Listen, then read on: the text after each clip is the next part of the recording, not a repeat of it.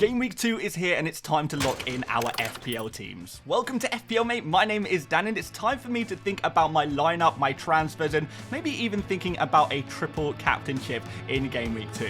Let's get started.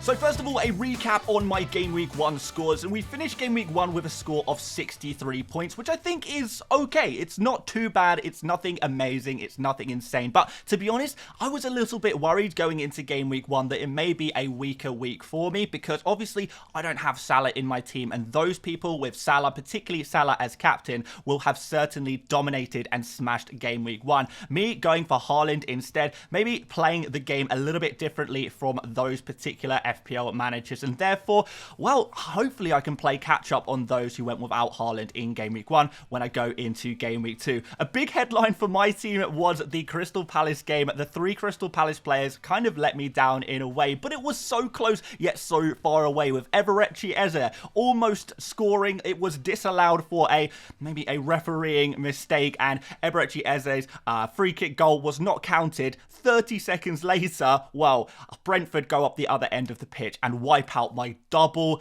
Crystal Palace defense clean sheet. So really one of those moments to start us off in FPL. We know those moments happen and it's a part of the game, but hopefully we can get a little bit more luck going into the next game week. I think a score of 63 points is pretty decent. I'm pretty happy with that, but I think we can do much better as I'm far better set up for Game Week 2. And by the way, guys, if you do enjoy these videos and want to follow along with my team each game week, make sure you are dropping a like for support and do subscribe as well if you are new around here. Plenty more FPL content to come. Okay, let's set up my Game Week 2 team and think about what kind of moves would be likely to make. So first of all, in goal, we have got Henderson. Now, Henderson obviously didn't keep a clean sheet in the opening game against Brentford, but I think moving forward, there are some good opportunities, particularly in the home games coming up for Henderson. West Ham at home, Leicester at home in Game Weeks 2 and 4, I think are going to be very useful kind of fixtures for the nice cheap 4.5 million goalkeeper to get some results. He did get a save point in the initial game, which is kind of positive in a way, but I'm hoping for a little bit more against West Ham. So let's see what happens there. In defense, I've got Trent Alexander-Arnold, really impressive in Game Week 1. Actually had 19 final third passes during that game with 4 crosses attempted and 2 big chances created, bringing him to a expected assist stat of 1. Yes, really nice there. And I think we've got Trent back to his old self. I think we can be really positive as Trent owners moving forward for this home game against Brentford, who I think certainly in the first half of the Crystal Palace game, I saw some fragilities there from Brentford. So now Liverpool are going to be in their first home game of the season. I think Trent will continue to do well there, and I think a clean sheet is very possible for the Liverpool man. Next defender is going to be Josko Gvardiol, Ipswich Town at home, and I'm really pleased that I started Game Week 1 with a couple of Man City players to try and take advantage of this fixture. It's probably the best fixture Man City will have all season, Ipswich Town at home, and therefore Gvardiol is likely to get another clean sheet and maybe even some bonus points, just like he got his 1 bonus point in Game Week 1. So that would be pretty nice, although I'm not quite convinced by the attacking output of Gvardiol yet. I think it depends on how Pep is going to set up his team, and that will decide how attacking Gvardiol can be. In Game Week 1, not super attacking, but Game Week 2 is a new game week. You never know how Pep is going to set up, and if it goes well, Gvardiol could be on the end of some attacking opportunities as well from open play, which would be pretty decent. And finally, in defense, we've got Daniel Munoz. Although he conceded a couple of goals, he did get the assist for the own goal, and that kind of goes to show how attacking this player is. Always in those advanced areas. Yes, he took 3 touches in the box, which is really nice for a defender in that open play kind of situation. This is not from corners, this is him driving into the box, and he spent a lot of time in the box as well, which I thought was quite nice. Really good positioning. 12 final third passes for him, and he attempted 2 crosses during that game as well. Although I have to say, during that initial game, Game Week 1, it seemed like Tyrick Mitchell was getting the more direct chances. Now, in another game week, it might be Munoz on the other side getting a few more chances. So I guess we'll have to see what happens there. Is it going to be Mitchell getting the chances to score, or can Munoz start taking some shots as well? I'd like to see that in this home game against West Ham, which I think presents a clean sheet opportunity, but also I think West Ham showing, again, a little bit of defensive fragility as they did in the previous season as well when they played in game week 1 against Aston Villa. So can we get something in attack from Munoz? That's really what we're usually hoping for from this guy. It's not just clean sheets. He's far more than that. And that's why I selected him in my game week 1 team. Already rewarded me with 1 attacking return. Can we make it 2 in 2?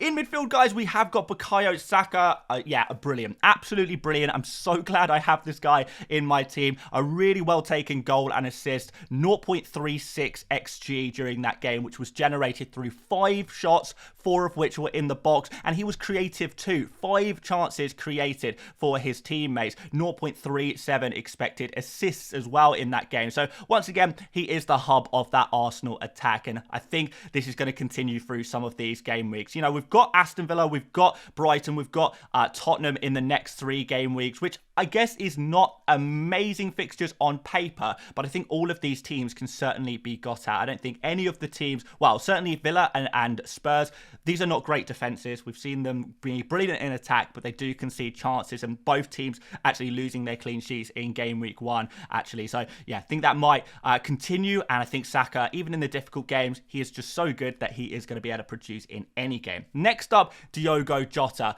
Wow, yeah, okay, this is the guy to go for right now, judging by the opening fixture. 2 big chances, super unlucky to not get a brace during that game. Obviously, he did score more, but score 1, but it could have been more. It really could. 0.95 expected goals during game week 1 for Diogo Jota, which gives him the 4th best XG stat of any player during game week 1. Actually better XG than Salah in that game as well, which is interesting. So playing centrally, Darwin Nunez with no minutes during that opening game probably secures Diogo Jota for more minutes going into game week 2.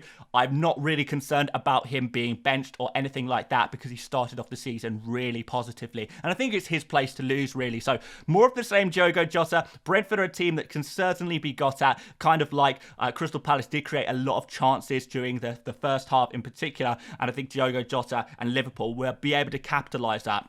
If you've got Salah in your team, I think this is a really good opportunity for you guys as well. It's going to be another big one for Liverpool playing at home. Eberechi Eze, 7 shots in game week 1, and that excludes his disallowed goal as well. That was the most of any player during game week 1. Eberechi Eze, yes, he didn't score any FPL points, but we saw some positivity with the disallowed goal and the amount of shots he was taking. Now, the shots weren't in amazing positions necessarily, but 4 of them were in the box, and he did generate 0.44 expected goals during that game, again excluding the disallowed goal. So that is proving to us that he is going to continue to have chances. He was probably the best player for Crystal Palace during that game and looked like, he looked like his usual self. Really, really positive, really good, brilliant to watch, and I think it's only a matter of time before the FPL points come. West Ham at home is an easier game than Brentford away, and I think we're now going to see Eze really kick on and start his season with some FPL points. Nkunku is the final player in my midfield, and I have to say, of all of the players in my team, he is the player I'm most worried about at the moment, and that's partially because Chelsea are just signing so many attackers at the moment. Now, he was disappointing in game week 1. 1 point substituted before the 60-minute mark, but he did take 1 shot in the box, which was worth 0.23 XG. That's not too bad. He created 1 chance as well and took 5 touches in the box. That was more than Erling Haaland in the same game. So, interesting one. I know people are going to be down on Nkunku, and I think there's certainly some things we need to consider before we kind of, just assume he's a good FPL asset. But at the same time, it's very early days. I don't expect Nkunku to play on the left wing again. I think that was a kind of a one-off, and I expect to see him in the central attacking midfield position in this game against Wolves, or maybe even as the striker. It could be either one of those, and if he is in one of those central areas, I think he can perform better, have more chances, and particularly against Wolves, who I do think looks a little weak against Arsenal in game week 1. Maybe there is going to be some opportunities here as well. So Nkunku, yes, let us down in game week 1. We need to keep an eye on him as to whether he might be a player to transfer out. But for now, I'm willing to give him another chance. I think there was a few glimmers of hope, but I would mostly like to see where his position within the starting 11 is going to be, whether we're going to see more early substitutions. I don't want to make too many assumptions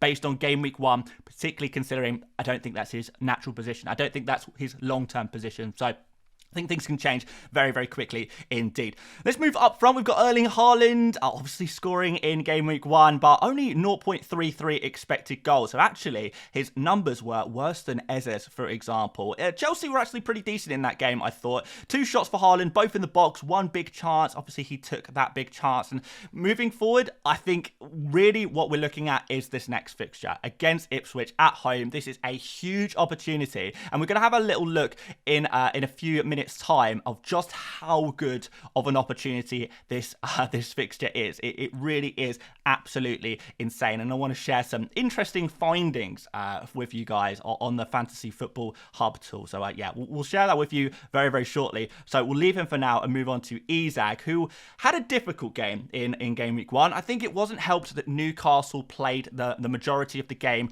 with 10 men. Obviously, it was a bit of an anomaly game week where it's very difficult to understand how good Newcastle are, how good Isak is going to be based on that one fixture, because it was a unique situation. In fact, Isak didn't take any shots during that game and created 1 big chance. Obviously got the assist from that, but it's difficult to judge him too early. Maybe you guys think I'm being a little bit too generous here, but 10 men at Newcastle against a fresh, newly promoted Southampton team, it's going to be difficult. And next up, we have got Bournemouth. I think that is a medium fixture, an average fixture away from home, but I think there could be opportunities here for Isak, knowing how good he was last season. And I think given that he's fully fit, sharp in pre-season, I hope to see a bounce back from a difficult scenario for Newcastle in general in game week 1. And by the way, they won that game. He got an assist, so it's not all bad, right? And finally, in my first 11, we've got Muniz. So Muniz had a quiet game against Manchester United, but he did manage 2 shots in the box and created 2 chances. They were low quality chances, don't get me wrong, but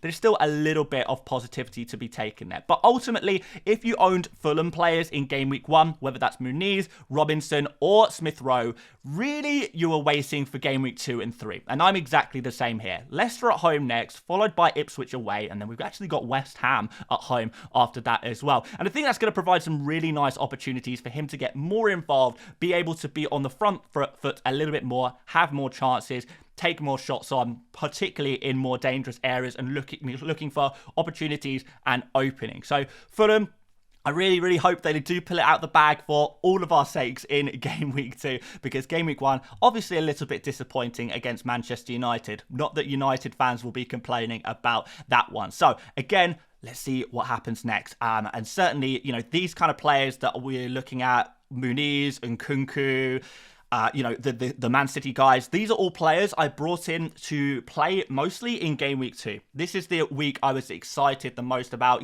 Crystal Palace players to a degree as well, excited more about game week 2 than I am about game week 1. And therefore, I think this starting 11 is actually looking much stronger this week than it did last week. And hopefully that will reflect in the points that these players have got. On the bench, Valdemarson, just a bench goalkeeper. We've got Harwood, Bellis and Johnson there as well. Johnson, interestingly, didn't start game week 1, but maybe he can start some games from game week 3 onwards, where Ipswich maybe want to play with a slightly more attacking fullback rather than a defensive one against the difficult Liverpool and Man City. Harwood Bellis, I think, is a player I'm very glad I went for in the end instead of Barco, because I think he actually looks pretty good for some of these fixtures. We could even play him as a 4 million defender in certain fixtures, but we'll have to wait and see on that. But Rodgers is the big player I want to talk about on my bench at the moment. 2 shots, 2 chances created, playing the whole 90 minutes. I think this could end up being an insane bargain at 5 million. Now, the next fixture is Arsenal in game week 2, so I'm not looking to play Rodgers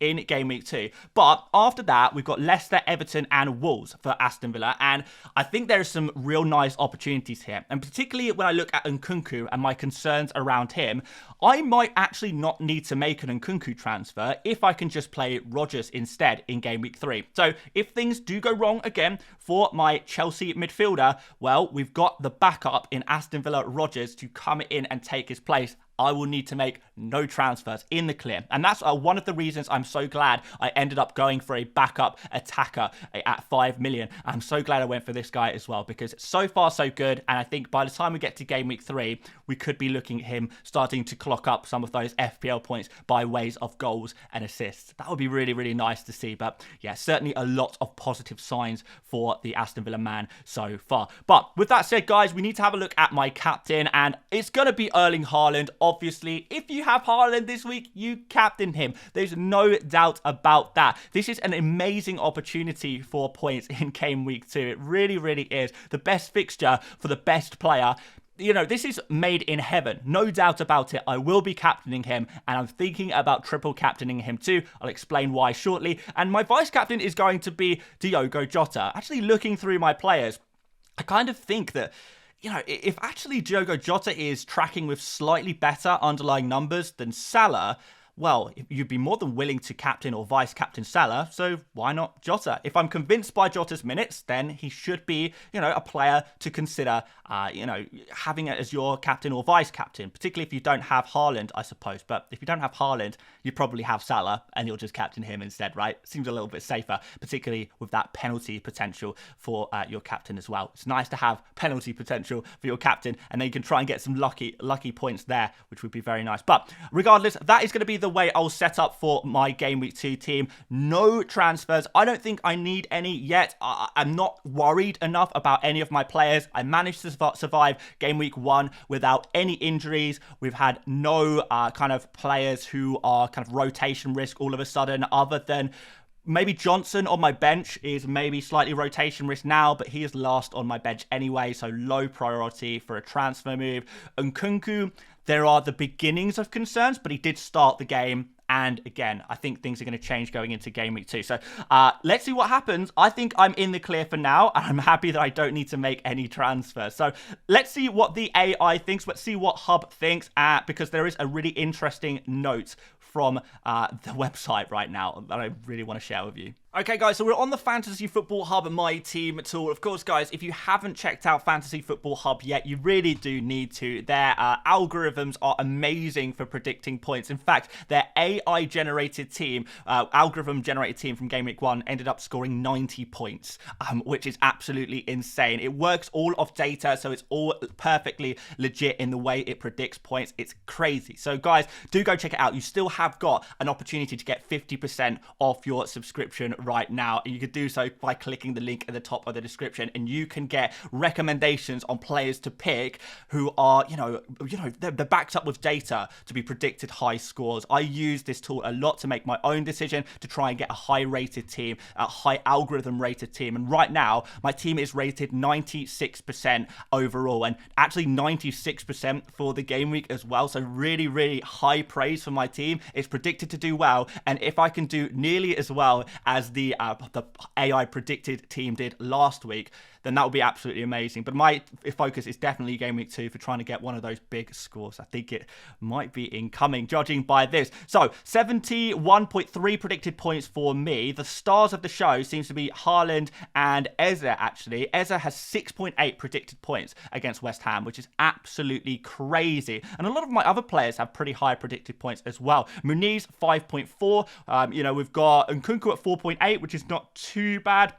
My defender's looking pretty good as well in general. And what I want to show you right now that I was talking about earlier is Erling Haaland against Ipswich. So what is super interesting about him is that he is predicted 8.7 points against Ipswich. That is very, very high. It really is very high. In fact, it is the highest predicted points any player in FPL has throughout the whole season. So obviously the predicted points, they do adjust throughout the season, so things might change later on. But in terms of looking through all of the fixtures in the entire game and all of the players in the entire game, this is the single best single game week opportunity of any player of the season. Now, later on in the season, we are not going to have as many double game weeks. So if you're looking to play your bench boost and your free hit and your mystery chip in one of the other double game weeks, well, it might actually not leave enough double game weeks to use your triple captain in one as well. So therefore, we need to look at the best single game week opportunities instead. And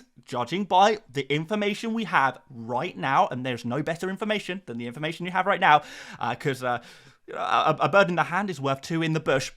This is the best opportunity of the whole season from information we have right now to play your triple captain chip. So that, in a way, really tempts me. It really, really does tempt me. Of course, guys, using this tool, you can also get recommendations for transfers as well by clicking on the AI transfer tab. So I'm going to go ahead and do that one as well.